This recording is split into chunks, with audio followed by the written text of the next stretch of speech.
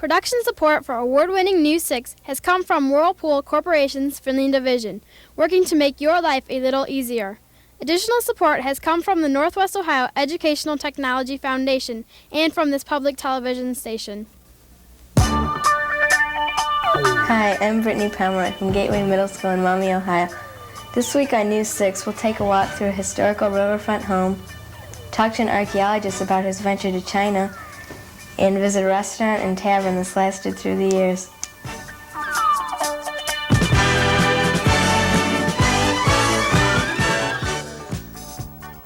Hi, and welcome to News 6. I'm TJ Mitchell from Gateway Middle School in Maumee, Ohio.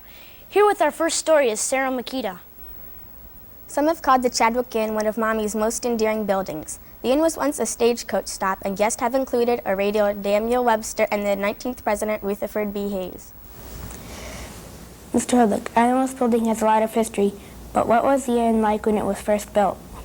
Well, the inn was built, started to be built in 1836 by a man by the name of Levi Beebe, who came here from the east, and it was called a commercial building, and it was a series of shops. There was a dry goods store, there was a public room, which we know it as a tavern or a bar today, and that was all on the first floor. The second floor was rooms that one would stay in overnight for transient people. There also was a ballroom on the second floor. There was a ballroom on the third floor, as well as rooms for people to stay in on the third floor. And a ballroom, as they knew it at that time, had the capacity for about 40 or 50 people, as when we think of a ballroom today, we think of a room that's large enough for 400 or 500 people. So it actually was built to be the center of attention and the center of attraction for the city of Maumee. Why did you decide to buy the inn and restore it? Well, my wife and I, we were started out in the catering business. We had a feel and a love for older buildings. Our home, where we lived before moving to Maumee, was built in the Civil War. Once we came upon this building, we looked at it, we fell in love with it. We could see things that other people couldn't see. A lot of people said that we were crazy for taking the building because it was in need of a lot of work. It had sat empty for 2 years, and we just could vision things that we wanted to do, and we took a stab at it. What do you use the inn for now? The inn now is used for a restaurant and a tavern on the first floor. The second floor is used as a banquet facility, and eventually we would like to take the third floor and restore it to 6 rooms for overnight staying, a bed and breakfast type operation. And basically what we're trying to do is take the building back and use it to what it originally was used for, so that it has some historical significance. And in doing so, we do this through doing some research, as well as working with the Maumee Valley Historical Society and the Ohio Historical Society, so that we can take it back to what it originally was. Thank you for talking to us about the Chadwick Inn.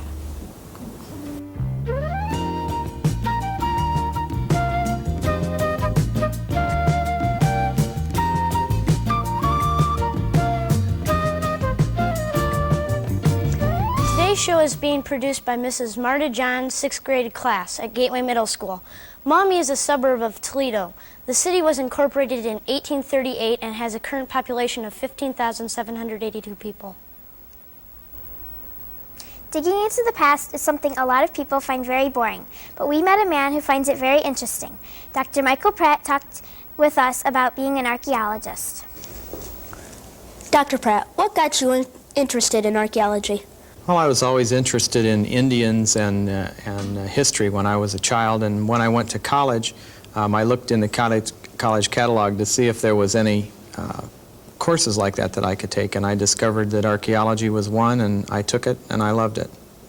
I see you brought some artifacts. Could you please explain?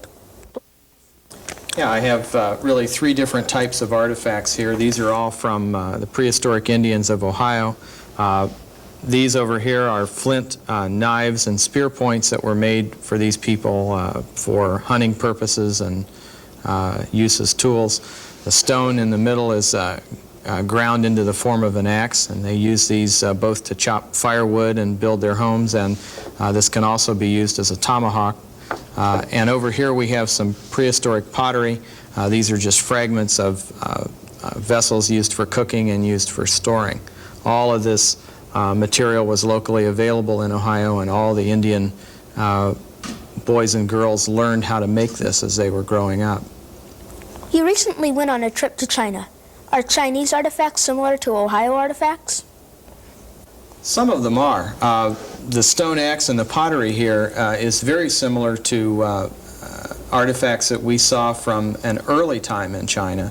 And while these artifacts date to only about 1,000 years ago here in Ohio, similar things were being produced in China almost 6,000 years ago, so that there's quite a bit of difference in time. China has one of the earliest civilizations ever developed, and they were quite ahead of the American Indians and also the people in Europe. Is there anywhere you would someday like to have a dig? Yeah, I'd love to go back and work in China. I was very interested in the area around Xi'an, which is the ancient capital of China. But I think that most likely the next place that I'll be digging is in the Metro Park areas around Toledo. Thank you for showing us your artifacts, Mr. Pratt.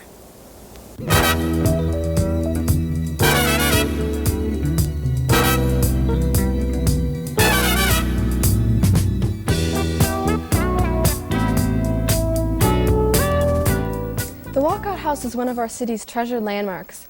Built in the 1800s by one of the area's most prosperous families, the house is now a museum. We recently had a tour of this historic home.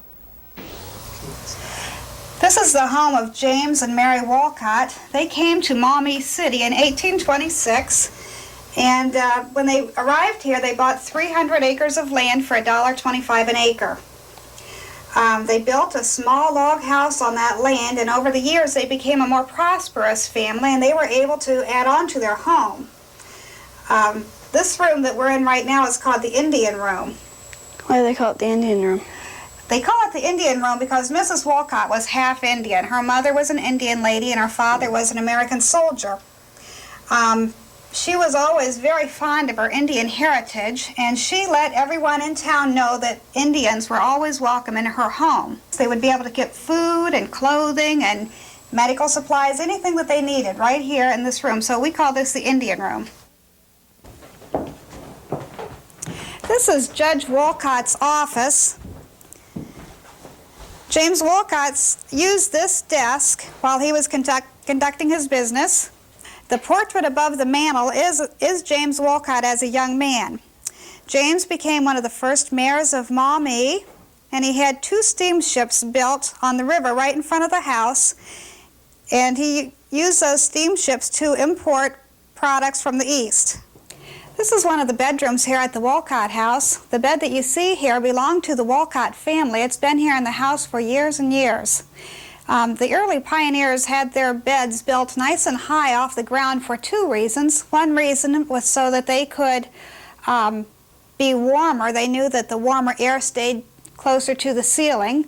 The second reason is so that they would have a space for their trundle bed. And this little bed that you see down here, below the big bed, is called the trundle bed. And that would have been pulled out to the middle of the room at nighttime. The little children would have slept in that bed, and during the day it would have been pushed back under the big bed. That's all for this week's show. Join us next week when News 6 travels to Hoytville, Ohio.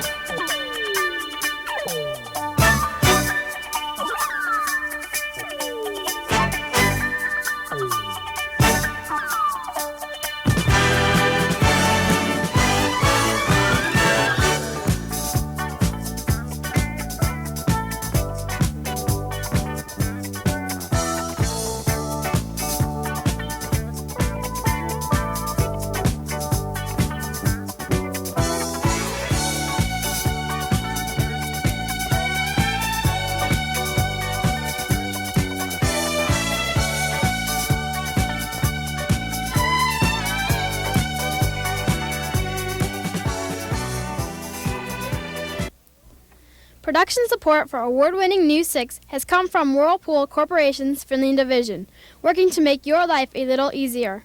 Additional support has come from the Northwest Ohio Educational Technology Foundation and from this public television station.